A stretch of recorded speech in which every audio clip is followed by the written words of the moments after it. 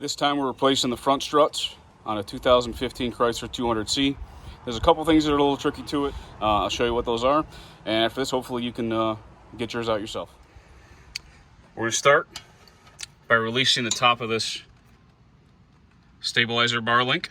Okay, so this takes a 15 mil.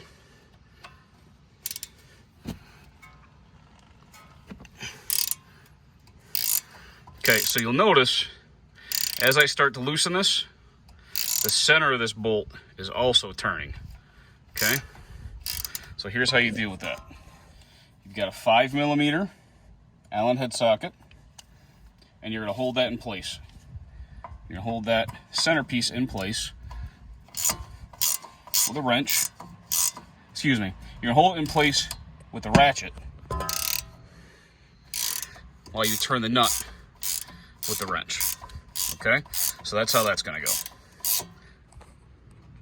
So with that nut successfully removed, that's what you have. But you can't really pull this out by hand because it has tension on it because of the stabilizer bar.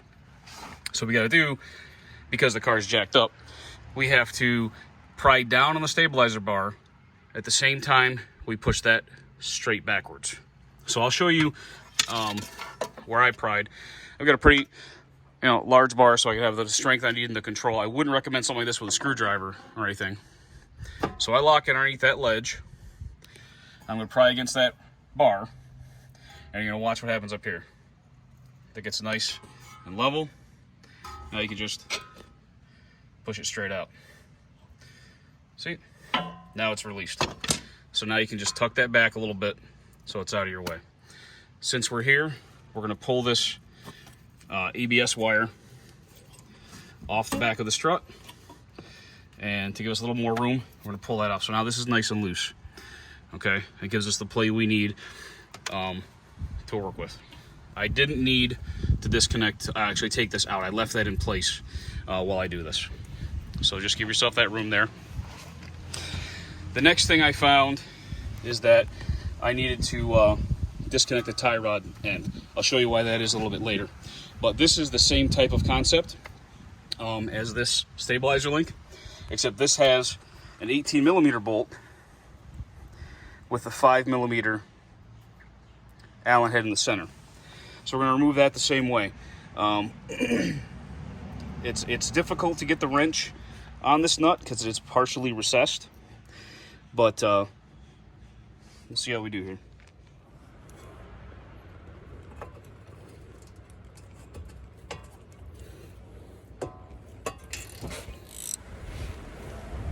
I think I can get just enough bite on that nut. Yep.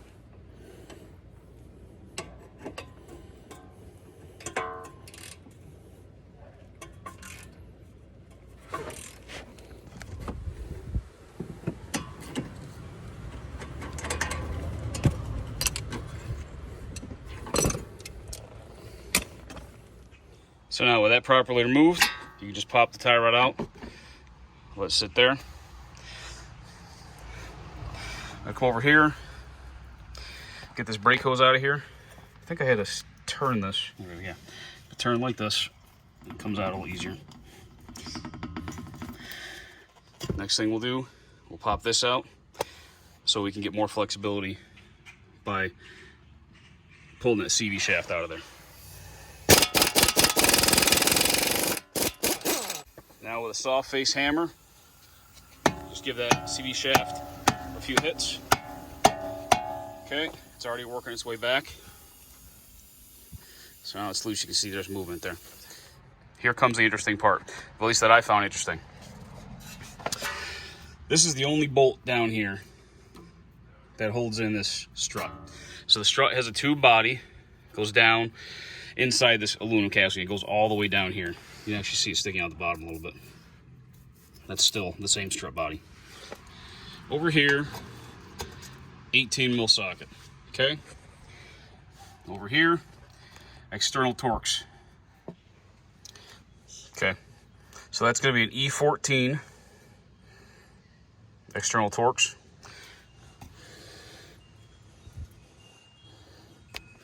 Use the ratchet to hold that in place. then I'm going to go ahead and hit this side with the impact gun.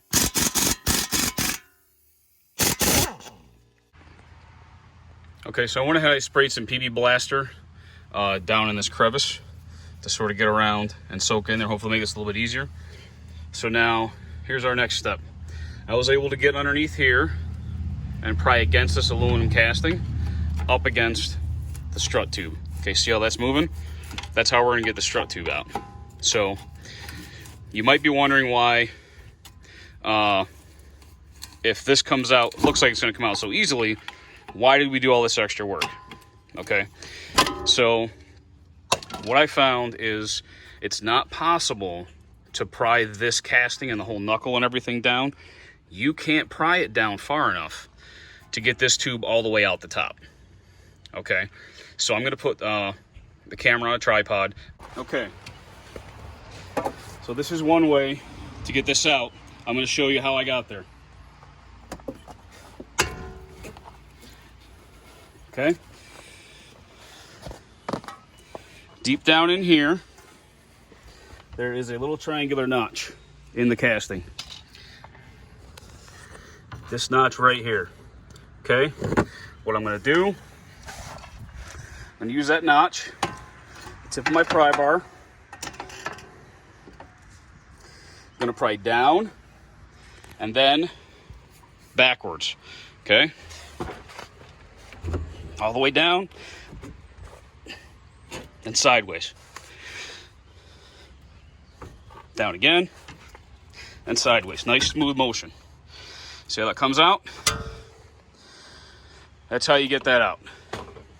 You could spend a lot of time prying down on that. Unless you go down and back, it ain't coming out. So I've seen other people do videos where you're taking apart all the subframe, disconnecting all kinds of stuff. Don't need to. Pry down using that notch back there. Hopefully that's why the engineers made it. Pry down and back. Pops it right out. That brings us to the strut top. Okay, just 2 plastic clips basically. I'm going to disengage these teeth. It was recommended to me to buy new ones, so I have new ones of these in case they get ruined. So just break those teeth apart, spread them apart, and then once they're apart, just pull this off here. You got to be ready underneath though, because as soon as you pull both of these out, the strut's going to drop. Well, right now it's kind of held in place because it's pinned on top of that. But now you can keep pulling this out and your strut's free. There we go. Okay, I could not find a complete assembly affordably, so I'm going to be reusing the coil spring. So here we are, new strut, new top nut hardware.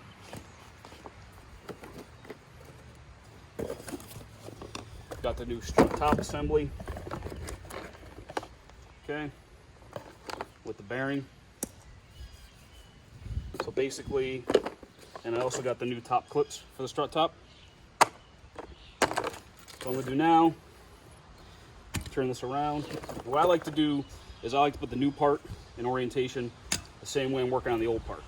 Okay, that way when I start taking things off, I can put them right on the new part. So we're going to attach the coil spring compressor on opposite sides of the coil spring, and we just need to compress this enough so that we can take the strut top off. Just get that on there snug. The next one here, these never line up perfectly. Okay, these aren't exactly straight across from each other, but they're very close.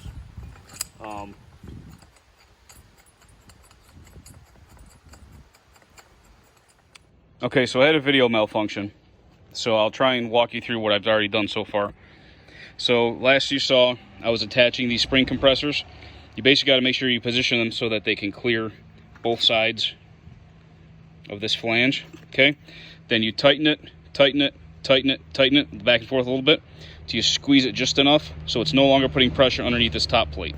Okay, I've got the new top plate placed on there now, the new strut top, including the foam here. Okay, so basically what you do, from the old strut is the nut on top of here from the factory is 18 millimeter. So once this coil spring is compressed and there's no tension here anymore, I use the impact gun with an 18 millimeter, zipped off the old bolt, and then this is the old strut top. It came off in this order. This is the top part. This was the next part. And that's part of the bearing that's actually broken. That's why it's all grindy when you turn. This is another part of the bearing, the other part there, and then this sits on there like that. So what you got to do when you got your new strut top parts here is you got to put all those parts back on in the reverse order. Just pay real close attention to what you're doing. This boot and bushing here came off the old strut. I just pulled it off, slid it on the new one. So then when you set the spring on the new strut, so you're going to slide the spring assembly off the old strut onto the new strut. You want to make sure that you put this rubber boot on here that you just took off the old strut too, okay? So that spring sits in there just like that. And then you can stand this up.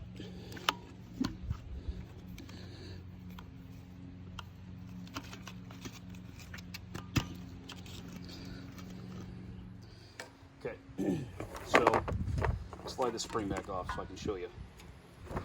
This rubber boot here has got little pegs. Make sure those go in there and those holes in the bottom. Just come all the way through, just like that. Okay. Now you can slide the spring on. It goes right into this little notch here. That's how you know you got it aligned properly.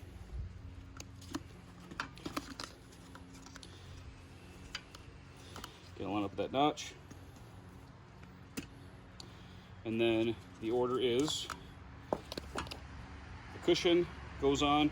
It also has a notch where the spring used to be. So we're gonna put that so it matches that part of the spring.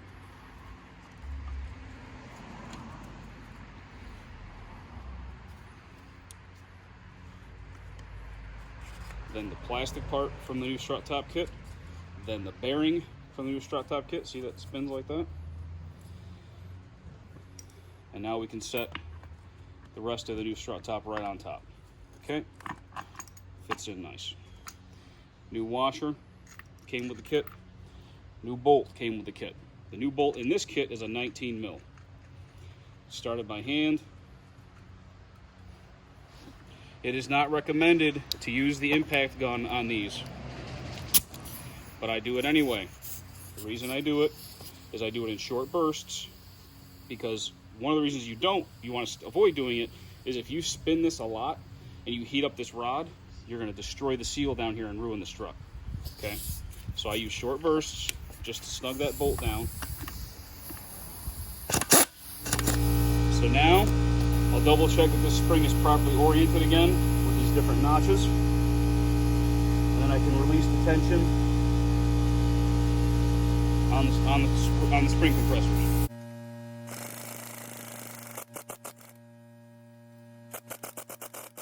And that strut is ready to reinstall now. So one more thing I found out on the other side you gotta watch out for is on this bottom of the new one. I want to make sure this is perfectly smooth all the way around. And I can already feel some inconsistencies here, because if this isn't perfectly smooth, it won't slide in this bore properly. So I'm going to hit this gently with a sanding disc just to make sure that this is perfectly smooth at this lip, because this is a welded lip. And sometimes quality control is not that great. So I'll just do that now. Okay, so just like with the bolt on the top, you don't want to overheat this thing. So we're not spending a lot of time sanding this off, just enough to make sure that there's no ridges.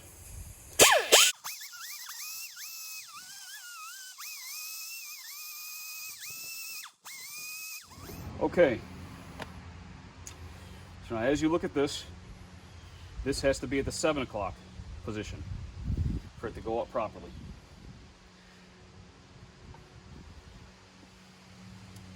Then once it's up there, you click these on, and that's what secures it for us.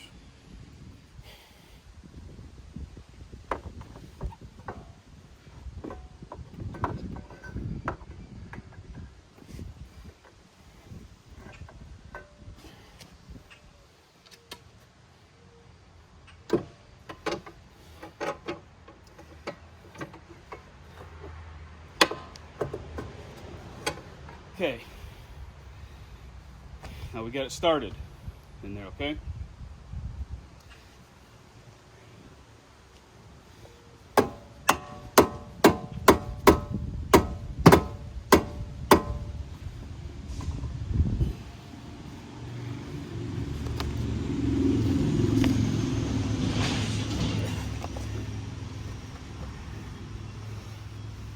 Taps.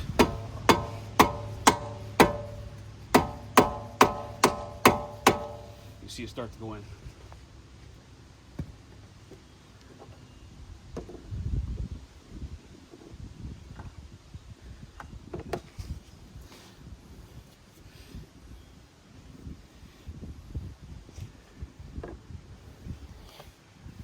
So now, work this a little bit like this. Tap on that, tap on the knuckle.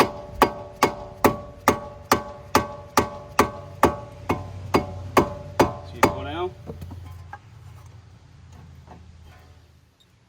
So what I'm going to do now is I'll get this jack back up with the regular jack, so I can fit the bottle jack under it. Because now I need to jack it up, because I got to get that top back through the top of the strut tower.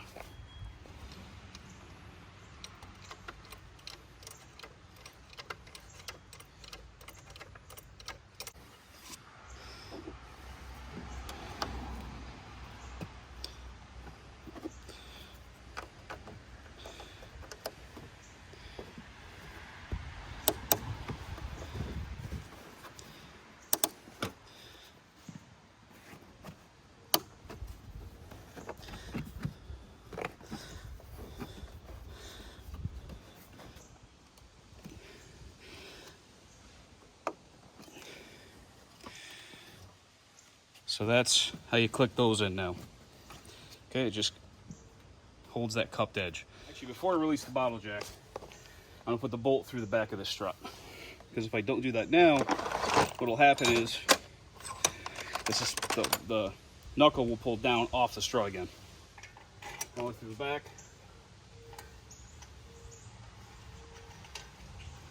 That'll hold it in place good enough for right this second. Now I can commence reassembly of everything else. Okay, already put this hose back on, this wire back on. I've got a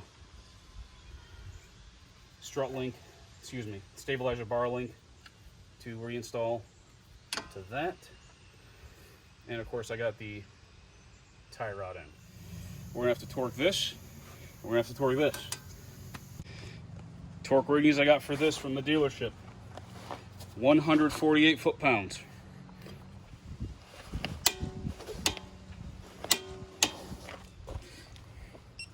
Torque rating on the strut bolt, okay? It's gonna be 81 foot-pounds. There we go. So that's torqued, that's tight, that's tight. Double check this wire we took off. Double check the brake hose, looks good. So this is done. Hopefully this can help you get it done too.